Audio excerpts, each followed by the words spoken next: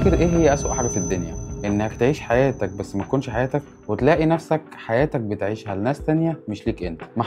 محمد من صغره نفسه ان هو يطلع يبقى مهندس ديكور. كان بيحب يرسم ويلون ويعمل اشكال جديدة وغريبة، ويقعد مع نفسه ويسرح بخياله ويصمم بيوت. محمد كل ما يجي يحكي حلمه او هدفه ده لباباه او لمامته، يلاقي للاسف رد قاسي: مهندس ديكور ايه يا ابني؟ عايزينك دكتور عشان ترفع راسنا. محمد كبر وقرر ان هو يخضع لكلام اهله ويخش كلية الطب، وهو هدفه مش معاه. كل يوم كان بيروح المحاضرات، جسمه موجود بس عقله واللي بيفكر فيه مش معاه.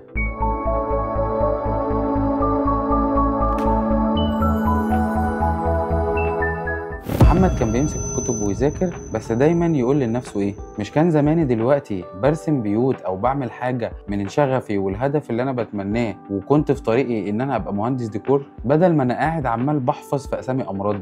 عدت السنين واتخرج من الجامعه ولبس البلطو الابيض. من بره الناس كلها بتبص عليه على اساس ان هو دكتور وناجح، اهله فرحانين بيه وعمالين يقولوا ابننا بقى دكتور، جيرانه مبسوطين من اللي هو وصله، اصحابه شايفينه حاجه كبيره جدا، لكن من جواه هو مش حاسس باي حاجه. لحد ما في يوم محمد رجع من الشغل وهو تعبان، ودخل اوضته وقفل على نفسه وفضل يعيط زي الاطفال، يبص لنفسه في المرايه ويسال نفسه: هو ده انا ولا دي مجرد نسخه هم رسموها لي؟ قصه محمد يبان انها مؤثره، بس الغريب انها مش قصه محمد بس، دي قصه آلاف الشباب اللي بيتكسروا تحت ضغط أهاليهم. المشكلة الأصلية إن معظم البيوت القرارات فيها مش بتتوزع بالحب، بتتوزع بالإجبار. الابن يلاقي نفسه إن هو بيجري في سباق ما يخصوش ولا هو بتاعه، والبنت تتجوز جوازة ملهاش علاقة بيها ولا عشان هي عايزة كده، بالعكس ده عشان خاطر أهلها. طيب إيه أسباب المشكلة دي؟ أول حاجة، معظم الأهالي بيكونوا فاكرين إن هم عارفين مصلحة عيالهم أكتر منهم.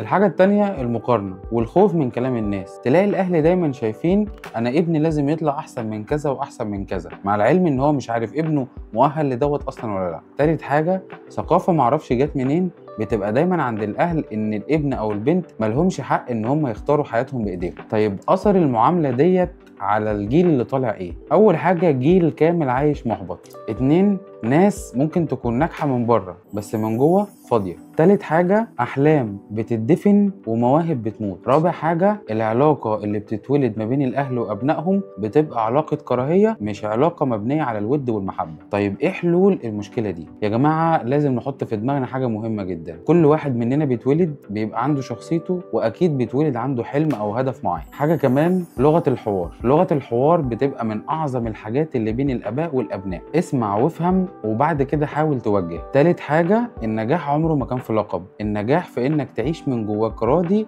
ومبسوط بعيشتك اللي انت عايشها. رابع حاجه، لو انت اللي كنت واقع تحت الضغط ده، كنت الابن والاهل هم اللي بيقسوا عليك، حاول بشكل محترم وبشكل لائق انك توصل صوتك لاهلك، وما تحاولش تدفن نفسك عشان حد تاني. هسالك كام سؤال وممكن ترد عليا في الكومنتات وهرد عليك برضه. قول لي كده، حصل معاك الموقف ده ولا لا؟ انك في يوم من الايام عملت حاجه ما كنتش عايزها بس عشان خاطر رغبه اهلك، او عمرك حسيت انك مش عايش حياتك؟ وقول لي كمان، لو رجع بيك الزمن كان نفسك تختار ايه؟ طيب خلاصه الحلقه كلها هتتلخص في كام حاجه اقولها لك دلوقتي: ان الضغط الاسري ده عمره ما كان حب، الحب الحقيقي بيكون في الدعم والحريه. اوعى تعيش حياتك بقرارات تكون طالعه من حد غيرك، عشان في الاخر مفيش حد هيعيش مكانك، مع العلم ان كده كده اهلك اكيد بيتمنوا لك الخير. وانت كأب او ام، اوعى في يوم من الايام تكسر حلم او هدف ابنك. يمكن الحلم او الهدف اللي هو بيفكر فيه ده يخليه يعيش حياته بعد كده سعيد. خليك فاكر، الحياه عمرها ما كانت بروفه، يا اما هتعيشها بطريقتك يا اما هتضيع منك للابد. خلصنا حلقتنا النهارده، يا رب تكون عجبتكم. لو عجبتكم ما تنسوش تعملوا لايك وسبسكرايب وتفعلوا زر الجرس وتنضموا للعيله الجديده. انا عبد الله مصطفى، وبساعدك بخطوات عمليه وبسيطه تعيش حياتك بشكل اسهل وابسط. سلام.